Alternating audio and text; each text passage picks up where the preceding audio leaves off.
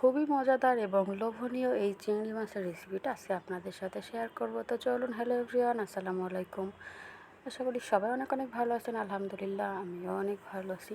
তো শ্বশুরমশাই মাছগুলো আনার পরে শাশুড়ি মা ধুয়ে খুব সুন্দর করে রেডি করে আমাকে দিয়ে বললো, বৌমা সুন্দর করে রান্না করে ফেলো।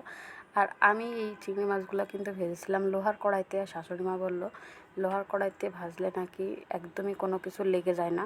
তো তাই দেখলাম আসলে খুব সুন্দর মতো করে ভাজা হয়ে গেল।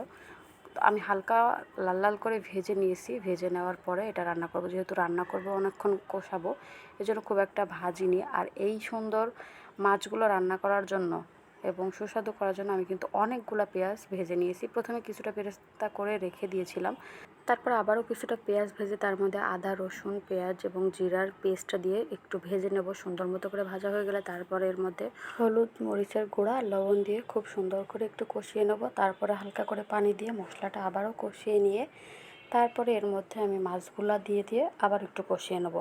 মাছগুলো হালকা করে কষিয়ে নেব। জালটা কিন্তু একদম লো আঁচে রাখতে হবে। রেখে এটা হালকা করে কষিয়ে তারপরে এর মধ্যে পানি দিয়ে দিতে হবে ঝোলের জন্য।